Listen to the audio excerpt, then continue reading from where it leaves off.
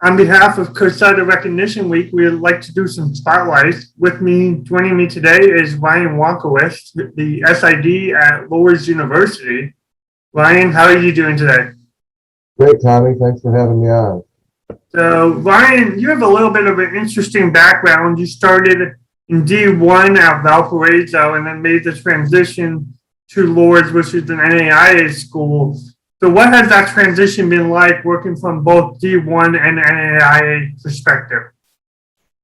It's funny because I get asked that question a lot. And my simple answer is it's the same job, just at a different level.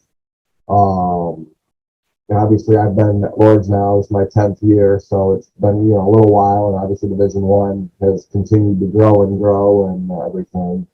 But I mean, the biggest thing that I've noticed is, obviously your staff sizes are a lot smaller. You're working with smaller budgets. You're dealing with more of a local level as opposed to a national level for the most part, in terms of, your promotion and everything like that. But the basic job is the same. You're still promoting your student athletes. You're still doing your social media. You're doing your game day, your stats, your record books, your website. So the basic gist of the job is the same. It's just kind of the magnitude and level. One of the things I've noticed is I travel a lot less. At Lourdes than I do when I was at Valpo. There you travel with all the main sports. You have your contacts for basketballs and football and so forth. And here I travel. The league's a lot closer together. We're on this trip from our place 3 hours. So if I want to get to a day trip or something, it's easy, up and back. But other than going to conference tournaments or national tournaments, I do a lot more just here at home. Last year was a unique year, as we all know. I know you being a one-man shop up there, it really put a lot of pressure on you. Your peers in the WAC named you the WAC Sports Information Director of the Year. What did you take away from last year, or what did that honor mean to you, considering all the unique circumstances that you had to deal with? The honor, I mean, it means a lot to me, to be respected by your peers and, the other SIDs in the league and everything. Because we do have a lot of talent within the Wolverine-Hoosier Athletic Conference in terms of our sports information directors, and everybody works hard and does a great job and everything.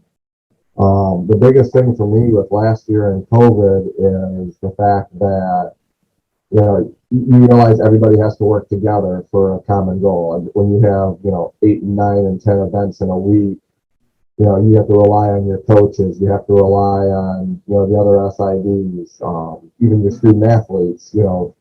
There's a give and take, and you couldn't always do everything you wanted to do because the year was so compact, and you had the challenges of, are you going to play this day or not? Your team going to be in COVID protocol or whatnot, and so I would just say that the basic, working together and taking it a day at a time and not looking too far down the road were the biggest things that helped get through, the year. And, you can even take that into this fall. I mean, there's times, there's still teams that are getting stuck in COVID protocols and stuff. And, if you kind of learn from what you learned in the spring, it makes it a little easier here moving forward.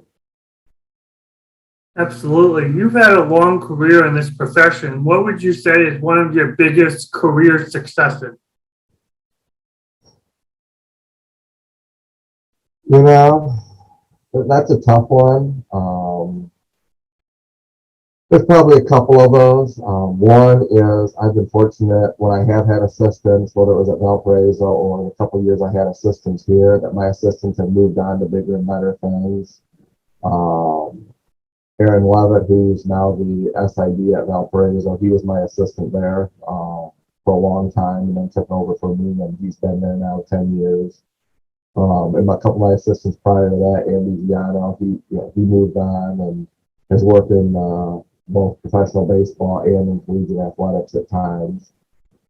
Here, my first assistant, Caleb Scott, he went on and he's now a high school athletic director. And then my most recent assistant, Reed Teetsor, got back out of the profession, but he went back to school as a grad assistant in Division One tennis coach. So having the people that have worked under me be able to succeed and move on. I've had some great student workers. A couple of my student workers have gone on and worked in the profession.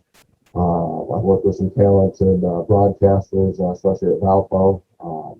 Adam Amin, I saw him grow up and helped him as he was moving through, and now he's at ESPN. He's one of their top guys over there. So it's been fun to see the people I've worked with directly move on to the bigger and better things. And then I guess one of my other ones here at Lourdes is the fact that we've had 13 academic All-Americans in the time that I've been here in the first 9 years, and we're a program that's only 11 years old. So to be able to promote, that number of All-Americans that are academic All-Americans at our place has been a, rewarding thing for me. Outside of work, what can we find you doing? I like to spend time with my family, my wife Christy and my daughter Lizzie, who's now 10 and trying to participate in every sport she can. And there's not many holes in her schedule. Other than that, one of my big hobbies, I'm a big sports card collector. Probably got 750,000 sports cards, and so many evenings I can be found out in my basement going through stuff like that. Those are my biggest hobbies. My last question is, obviously you have a lot of experience. What would be one piece of advice or tips for someone who's trying to get into this profession? Get involved early, learn lots, ask questions. There's no dumb questions. Don't be afraid to think outside the box and try and come up with a new way to do something. Get to know people. As you know, Tommy, this is a profession where networking is, a huge part of it. And contacts I made 20 years ago, I've been able to get reunited with, various times. You run into it again, you haven't seen them in a while, and you have that instant connection there. Case in point, the mentee I've got assigned here for this year's mentorship program, Joe Crisco, who's down at Dillard now. He and I have known each other for probably 15 years. He was at Campbell 1 or 2 years when I was at Valpo, and first time I met him was in the football game in the press box up there, and now we're reconnected, through the mentorship program. It's just the more people you never know where you need to go for the next answer to a question, and having a network of people and being able to get involved in stuff opens a lot of doors.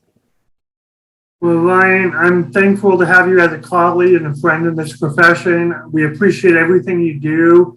We hope you take a time this week to take a moment to recognize your contributions to this profession, and hope you enjoy the Sports Information SID Recognition Week. Hey, thanks, Tommy. I appreciate it, and I always enjoy talking with you as well.